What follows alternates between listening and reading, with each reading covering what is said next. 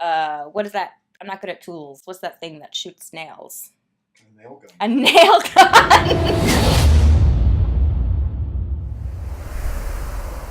Hi. Hello and Merry Christmas, and today I'm going to be reviewing Krampus. The director of Krampus is Michael Dougherty, and he directed one of my all-time favorite Halloween movies, Trick or Treat. It's with an R, Trick-er-Treat. In case you tried to Google it. And you should Google it. He's done Trick or Treat. He's done some short animated films. He's doing Godzilla.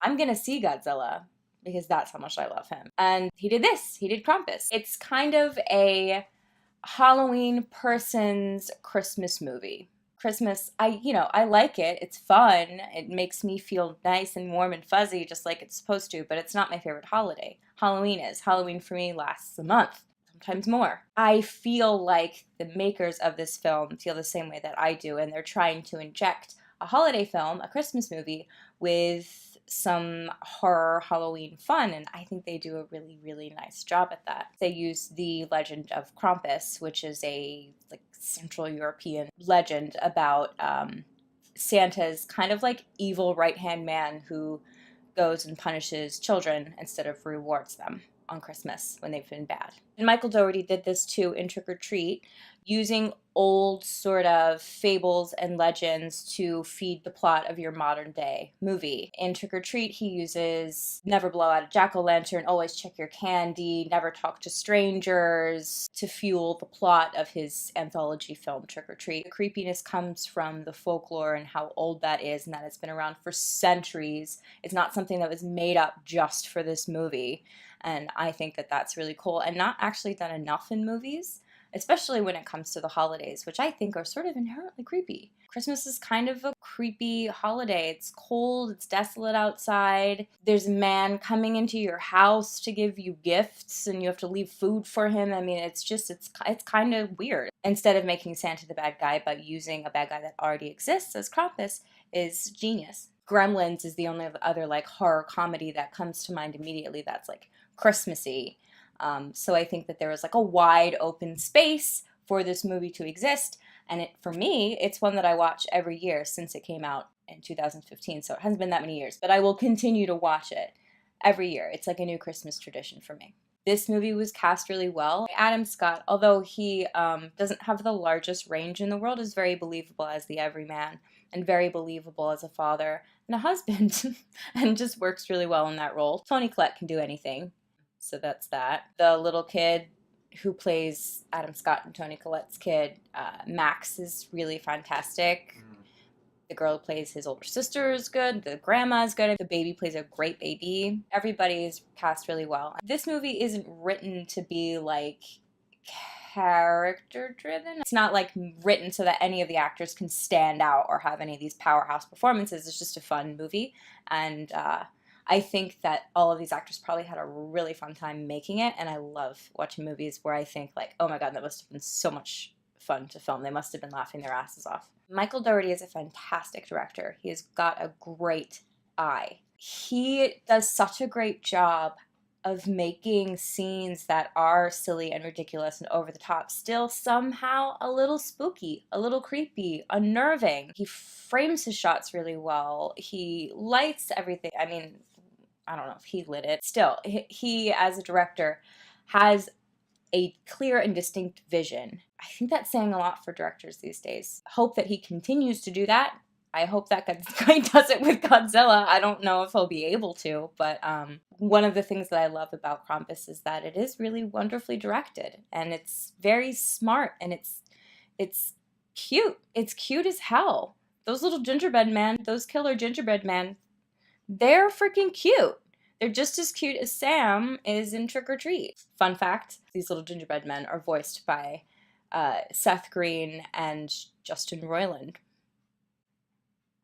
These adorable, silly, stupid, evil little things. He does them really well. Every single one of the toys or Christmas things that come to life in the house and try to kill this family are just perfect. He picks the perfect thing. There's this giant Jack in the Box, and he's like a big snake and he like eats one of the kids and his jaw unhinges.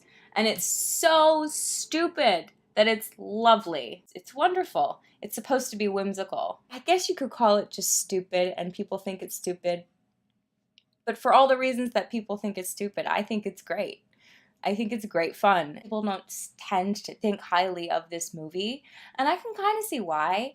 I think that people could say that there's a lot of other things wrong with this movie, that the plot is thin or weak, that there's not enough character development, or that the characters are one-dimensional. Maybe it's just like a genre that some people don't quite get. Like, some people think Trick or Treat is stupid too. Like, you're just not getting the playfulness and the childlike wonder at these holidays that it's still okay to have. Horror and Christmas go really well together because there is a childishness to loving both of them. To be able to infuse a holiday movie, a Christmas movie, with horror and keep all that childlike spirit and keep all of that whimsy is done really well here. We've got so many Christmas movies that are love stories or family dramas or someone trying to make it home for Christmas for the 5,000th time and making it.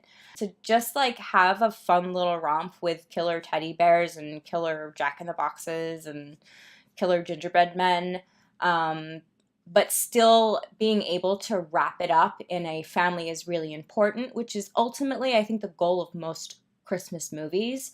That's kind of the moral. And it's the moral of this one, too. Family is super important. It still gives you the warm fuzzy. I mean, they're stuck in a snow globe at the end, so it's, like, not really a happy ending. Spoiler! Well, we'll do that later. It still has that ultimate moral. That's the moral of the story. Family is important, and you should appreciate them even though you might want to kill them sometimes. If you are a Grinch on Christmas, you'll die. That's the moral of the story. I think it would be kind of cool for him to continue with, like, the holidays. Like, it's kind of neat that he has one for Halloween and he has one for Christmas. Like, I don't know, do one for the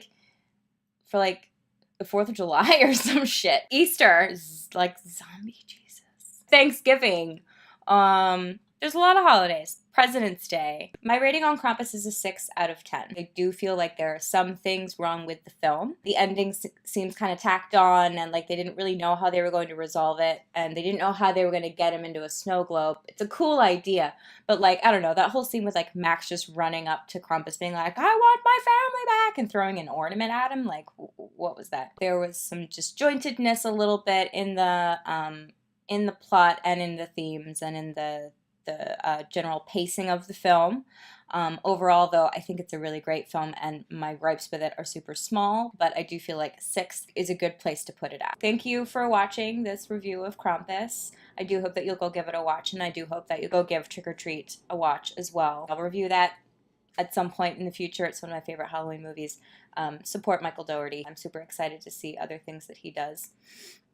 Even Godzilla. Yeah, thank you. If there's anything you want me to review, anything super weird that I may not have seen, please let me know. And let me know what you think of Krampus in the comments. Oh, if anyone knows where to get that Krampus ornament, I don't want one.